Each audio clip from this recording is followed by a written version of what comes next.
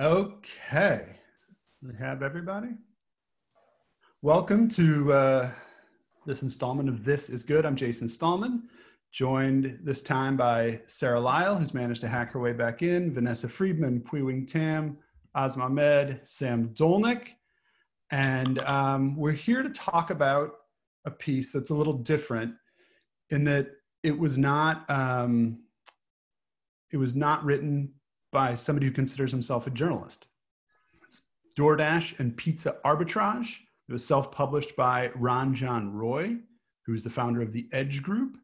And he wrote what I thought was an absolutely delightful yarn of a story that went viral.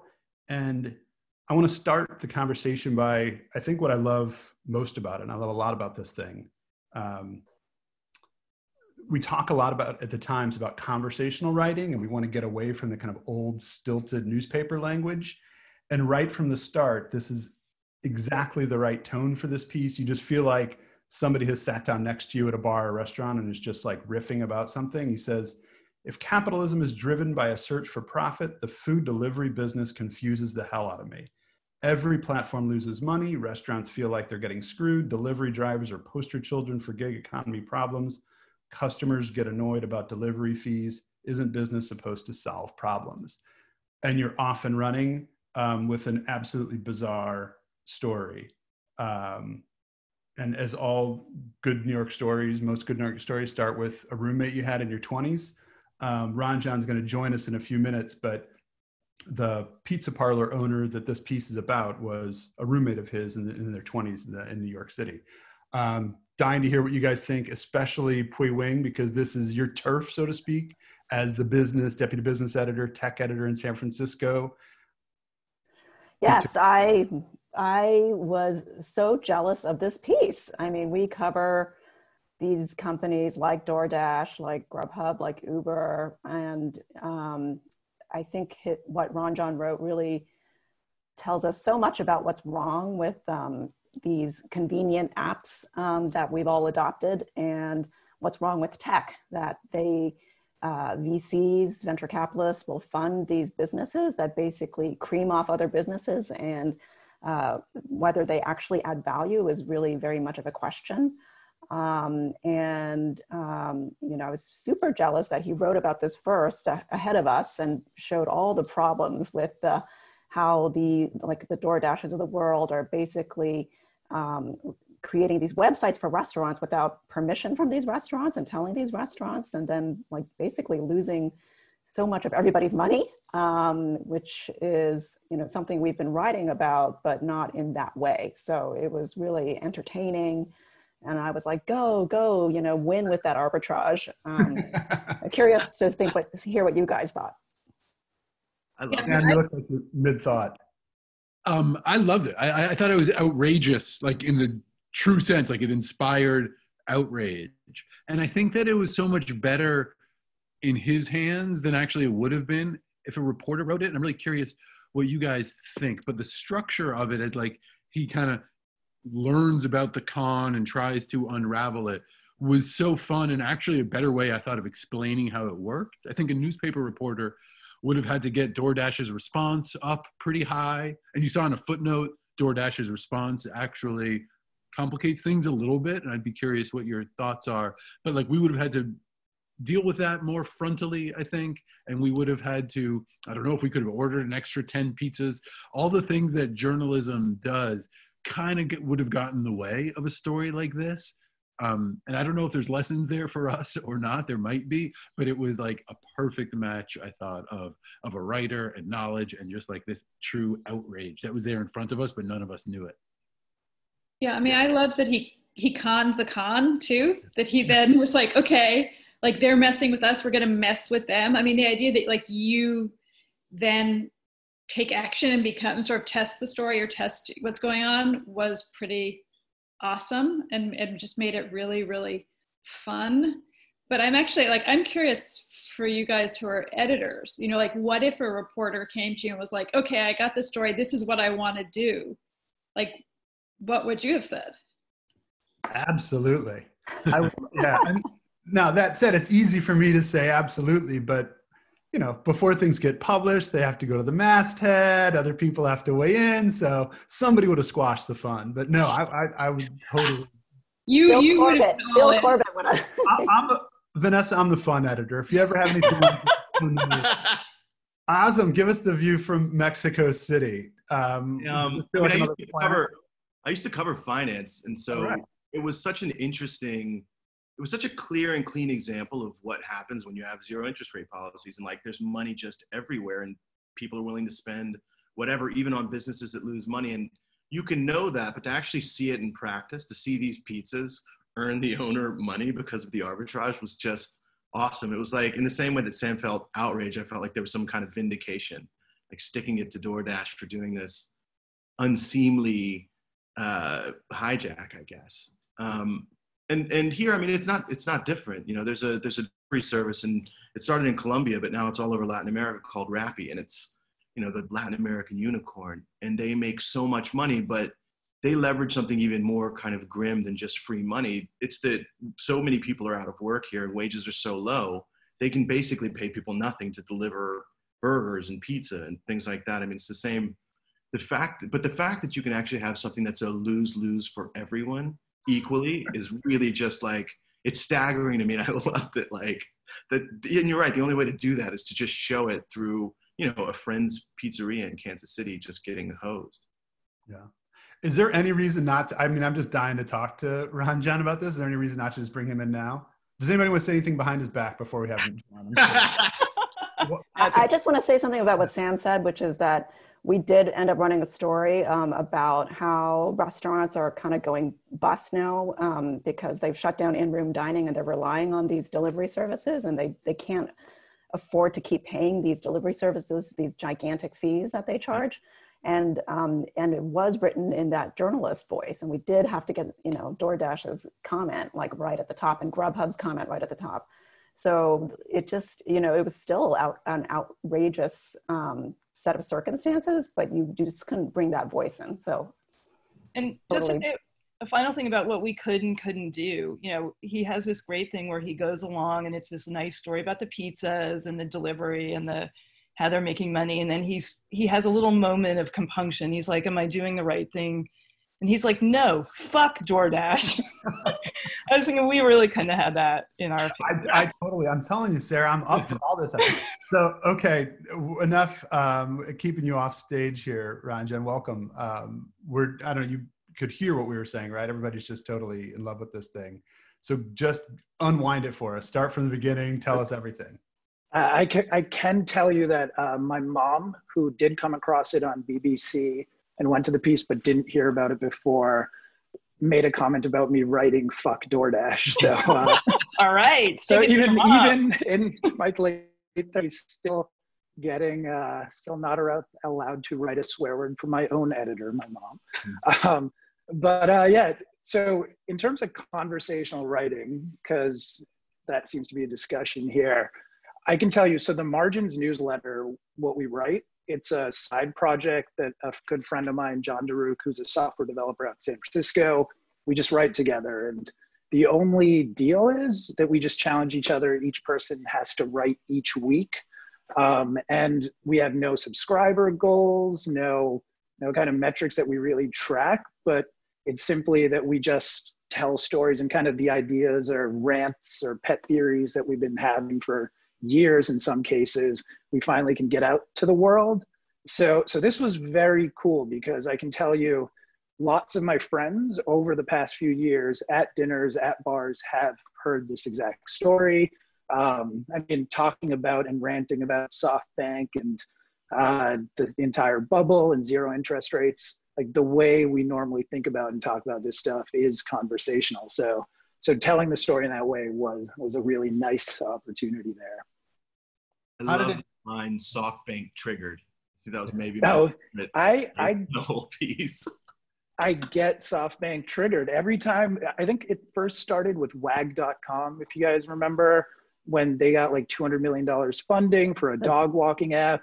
I mean, there's one after the other. And for context, I was a early WeWork resident working out of a WeWork from like 2013 as a startup founder. So kind of watched that whole thing take off, and was very familiar with SoftBank from that side.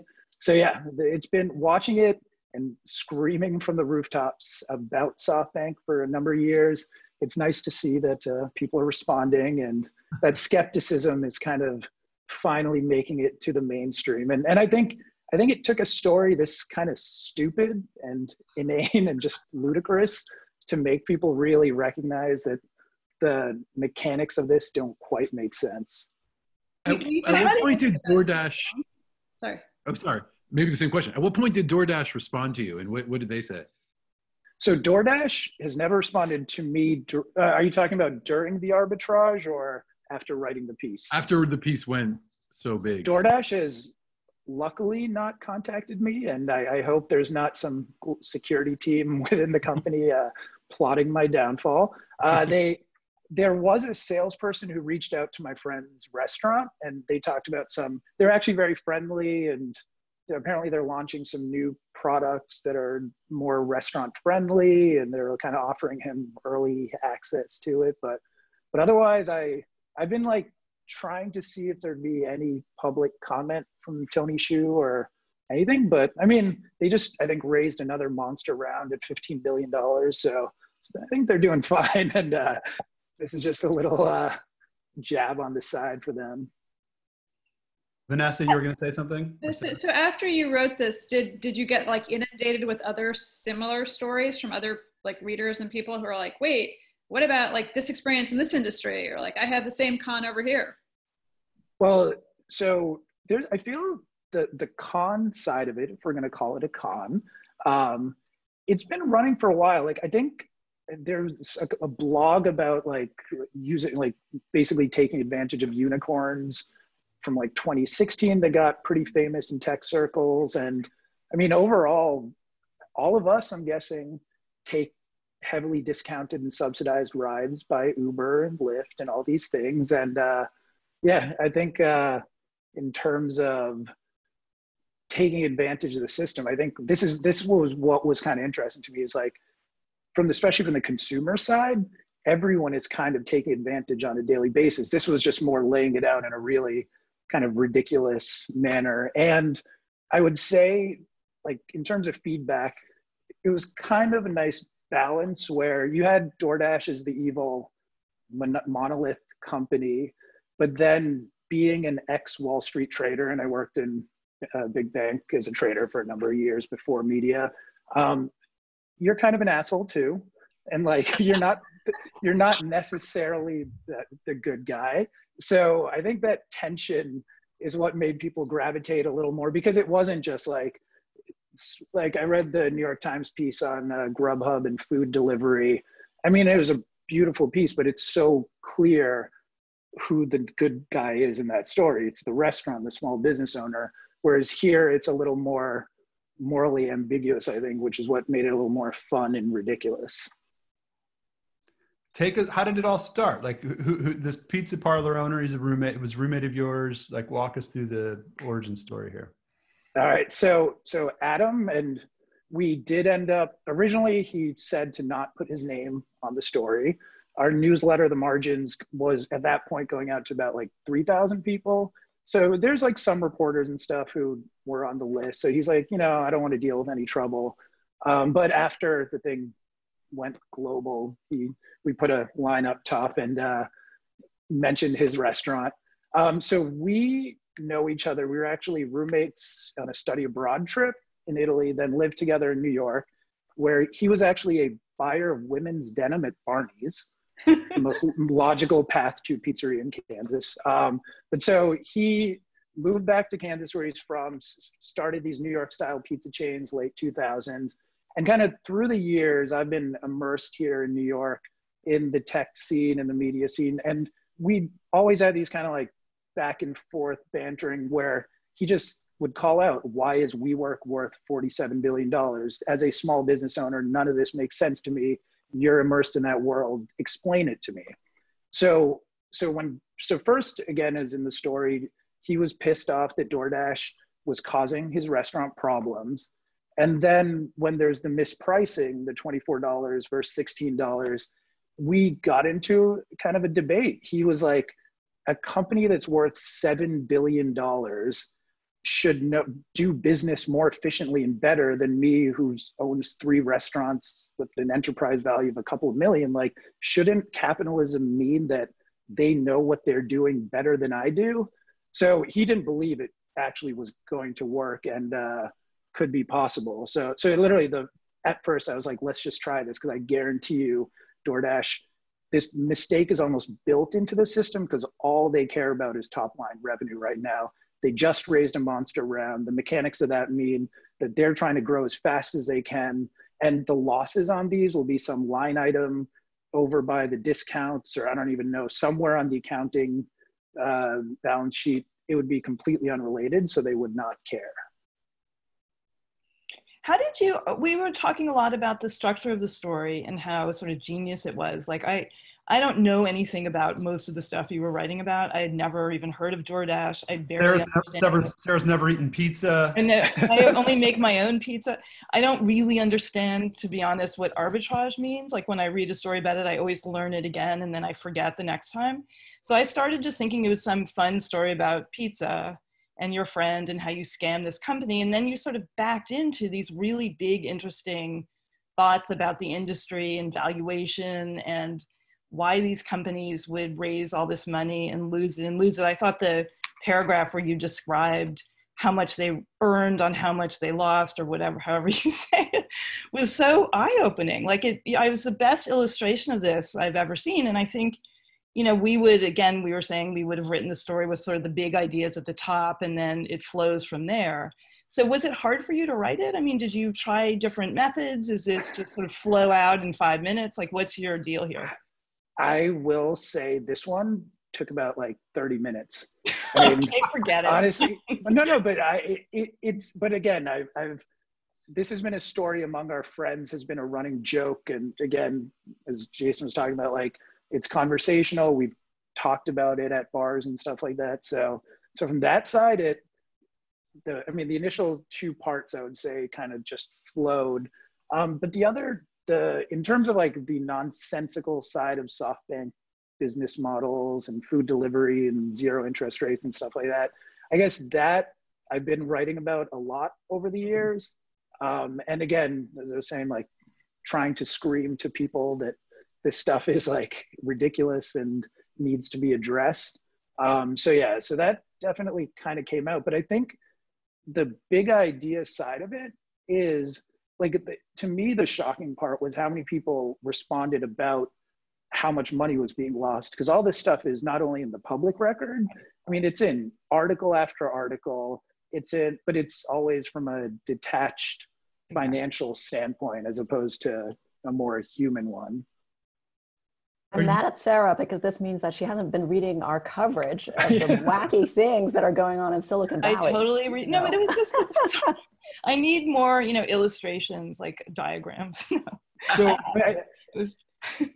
But what it shows is how much money did your friend make on all the pizzas he skimmed off? I can tell you, we only did it a couple of times, literally just to see. Really? And the second experiment, in terms of just sending dough, was almost. I love that.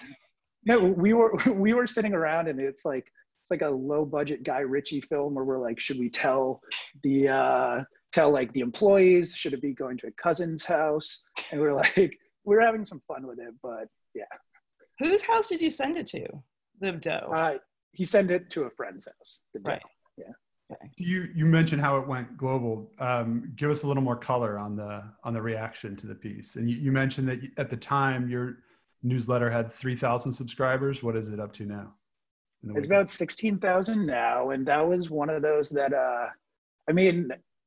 so like last or maybe 2 years ago, I'd written something on Medium about Vice News and their Charlottesville documentary, and that was the kind of first taste with a little bit of virality of getting people I hadn't heard from in a long time messaging me that they read it. But this one was out of for me, like waking up with about 1,000 Twitter notifications and not knowing that it had gone viral when I went to sleep on Sunday. So that was definitely very fun and interesting and a little nerve-wracking. But yeah, it was, we started seeing like The Verge picked it up, BBC. Another fun part of that was my non-media friends now understood the concept of a rewrite, where basically how many media publications effectively just summarized it and just took out entire paragraphs, because friends who have been, again, outside of media don't understand how often that's done. Right. And they're like, I keep seeing you in the news and it's basically the exact thing you wrote, but just pretending it's an article. So that was another interesting angle of this. Nice. Is there anything, do you have any other like pet peeves or things that you're trying to scream about that nobody's paying attention to? Because now you have a good forum for honestly, the fact that zero interest rates made it in here, I think I was so happy about, because that was a piece that I'd actually written, I think like 6 months ago, and no one read. So, I'd finally put that to paper after years, and no one really cared about it. And so the fact that that actually came back up and a lot of people started talking about it, and even like getting into some good arguments with some like prominent financial journalists about whether zero interest rates are the cause, I think that was very nice. I mean, right now, I think we're like this weekend in the New York Times, the big tech is consolidating power. That's the single biggest issue to me. And pretty much everything I write about, whether it's like WeWork or even Sweet Green, we did a piece last year, it's about concentration and big versus small. And I think like right now, this is an incredibly important time to think about this. And I think this one resonated because everyone knows their local restaurants, everyone uses these services. So it was a lot more visceral for readers to think about, what if I lose my restaurant? Versus, again, if it's some weird financial engineering product or something that you don't touch at all, and suddenly realizing like the economics of this might mean my favorite restaurants will all go out of business. I think that made it more real for people. But I mean, this stuff is only getting more, this has not improved in the last couple of months, if not the last couple of years. But you make it seem DoorDash like a house of cards. Like this thing is just running on fumes. There's no way this could last. Is the end point where companies like this just collapse, the jig is up at some point, or not? Are they going to somehow stabilize? How do you see this playing out? I don't know. Like, so Uber is kind of a good example of, they made it to the public markets. They still are losing $8.5 billion in 2019, but the stock is up again, or I think it's recovered to like pre-pandemic levels. So originally I would have thought the kind of game is private investors just make it to the public markets, push off to retail investors and let them hold the bag. And then you make your money beforehand, and then these businesses kind of slowly implode. But I don't know, like maybe. I mean, the issue is that the behavior is ingrained now. Like we all use Uber, or we know Uber, and it's all over the world. So people are used to ride hailing, even though they lost billions and billions of dollars over the years, and they're still losing billions of dollars. We're using it. And everyone expects everything to be incredibly cheap. Yeah, this is what worries. Doesn't the musical chairs game stop at some point when the Fed decides, okay, we're going to raise interest rates, when they stop bond buying? I mean, this is kind of like and they do that. They're buying corporate bonds now. I know they're buying corporate bonds. Where they're going down the opposite direction right now in terms of propping up things up. Yeah. But at some point, does that have to stop? And when that stops, do all these companies that sort of live off of the froth of free money suddenly collapse? Or does the Fed kind of know, like, man, if we stop that, we're in for a reckoning that we're not ready for? I mean, you're already seeing some of that. I mean, WeWork, it was cut from a $47 billion valuation to like a $7 billion valuation. Okay, it's still worth $7 billion, but that's a huge, huge plunge. So you're seeing some of it start to come out? But WeWork, even, I will say, makes sense as a business in terms of, as a customer, I was a very happy customer. It was a nice place. I didn't have to sign a long-term office lease or anything like that. The platforms, I think, and I tried to push this in the piece, what worries me is I think it's just the wrong model was introduced. And there's like some interesting companies. There's a company called Slice, which is another pizza related technology startup that's raised a bunch of money, but they sell services to individual restaurants. They'll do your website, manage your Google listings, create the website so it actually powers delivery. So basically taking offline businesses to online. That makes sense to me. That seems like there's a lot of value there. But yeah, especially in food delivery, I don't see how this plays out other than, like, there was actually a follow-up in the Information, the publication, but they basically said the model in China where Meituan Dianping is profitable is consolidate, raise prices on both sides, like cut costs and synergies across the corporations and basically be a monopoly. So that could be the other outcome here. Azam, I want you to know that we actually have a bet in the San Francisco bureau amongst reporters and editors about whether these companies will ultimately fail. And I kid you not, the bet is for a pizza. So I'm just going full circle here. So meta. Are people leaning on failure or? Yeah, what's the over under? The editors like me and Jim Kerstetter in the San Francisco bureau who've been in the Valley for a while and have seen the cycles are betting that like the Ubers will ultimately fail. I mean, what can you do when you don't actually make money in the end? And Mike Isaac is betting it'll survive. Really? Wow, that's counterintuitive, right? Yeah, I think we all use it. I mean, it's like, but it also goes to the whole like seemingly inexplicable rise in the stock market, this inexorable rise while like nobody's doing well, companies' profits are plummeting. And like, yeah, the only way to explain it is just like the Fed's like, I don't give a shit what happens. The stock market's not going down. We're going to keep buying bonds and giving low interest rates. But yeah, I mean, that at some point that has to end. You can't, it's a matter of timing, right? I mean, I don't see how you can continue to print money essentially and expect eventually the world to be like, okay, this kind of sucks. We don't really trust the US as a whatever primary economy anymore. What worries me more is, let's say when it does blow up, if it does, like right now with Uber, you figure, especially for everyone in New York, the habit of ride sharing or taking Ubers has meant you take the subway less, the economics of public transportation get worse, the subway gets in worse shape because of this behavior that's been subsidized. Like that's the stuff that actually scares me in terms of second and third order effects of this. Like what happens to that public infrastructure when all this money that was lost? What effects will it have on these? When all those people have to return to a depleted. Yeah. Right. I'm going to check the comments real quick. Plug your newsletter real quick. Some folks are asking about how they can see it and subscribe. Oh yeah, you can go to themargins.substack.com. You can sign up. And let's plug the pizzeria too. AJ's New York Pizza, locations in Topeka and Manhattan, Kansas, if everyone happens to be in Kansas. Perfect. How's he doing now? He's doing his own delivery now, right? You said. Okay, so yeah, he started his own delivery, and then actually there's a platform called Eat Street, which is more of a regional one that is much friendlier to restaurants. So he signed up on there. But the other day, he sends me a link. His restaurant is now on Grubhub. Same exact thing. He did not permission it. After all, and again, I was like, how could they do this after our piece? And he's like, we're not that it's not that well journalism. Yeah, exactly.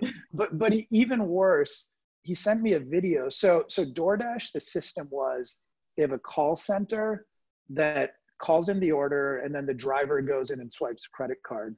Grubhub, the driver comes in, orders at the restaurant, waits 20 minutes, and then takes it. So in this like era of like needing social distancing and how are we going to open up restaurants, Grubhub is actually sending a driver to stand in the restaurant for 20 minutes, again, without permission of the restaurant. So this stuff is still just like, it's happening. So what is the model that's going to work? Like, how do you fix this? I don't know. I mean, and again, I wrote in the piece, like living in New York, we all kind of were pretty used to. I remember ordering a bacon, egg, and cheese and a coffee from my deli, and it got here fine. Chinese restaurants, pizza places, everyone had delivery before. So I think that the idea that one platform can deliver every type of food for every type of restaurant never quite made sense. I mean, DoorDash started kind of high end. They have caviar, like the same place delivering from some, like a sushi omakase platter to me should not be the same one delivering a cheeseburger from McDonald's, but that's what DoorDash is trying to be. Mm-hmm. We have some newsletter writers asking how to go viral. Can you reverse engineer your piece? Was there like one person who shared it and made it go big? How can you diagnose it? I can tell you my work is mostly in content strategy, and so I have to think about these things. One thing that was really nice about this, there was a couple of tweets. There's like Matt Levine at Bloomberg and Joe Weisenthal at Bloomberg shared it very early. We have a number of journalists, including a number of like Times tech journalists who read, and they had shared. So that was kind of the initial push. But one of the coolest things was people just put it into newsletters, like DealBook, CEO Daily from Fortune. There's like a number of these that people mentioned it. And I think that's what really gave it that second huge push, which led to media publications actually writing about it. And the thing I kind of love is I'm very, if you read me regularly, anti-Facebook and anti-algorithmic media and ranking of media in general. So actually knowing that it was people who read it and thought it was good enough to include in their own personal communications was actually probably the nicest part of this whole thing, to see that that's how it spread. And we could even see traffic. You can see what the traffic sources are, and there was almost no Facebook traffic. So it was a very genuine organic spread here. That's great. That's great. Well, congrats. This has been totally delightful. And congrats on such a big, have you gotten a film deal or a book deal out of this? You should, right? We're still just kind of scared of DoorDash and seeing it. They just raised a bunch more money. So yeah, seeing the eBay situation yesterday. That sent a little bit of a shiver, because we were like, I don't know, if other people hadn't seen, eBay apparently for years had a team that sent a bloody pig's head mask to someone who wrote a newsletter critical of the company. So yeah, that was a little bit of a reminder that maybe there's people out there watching. Yeah. All right. Great job. Thanks for work, man. All right. Thank you for having me. Take care. All right.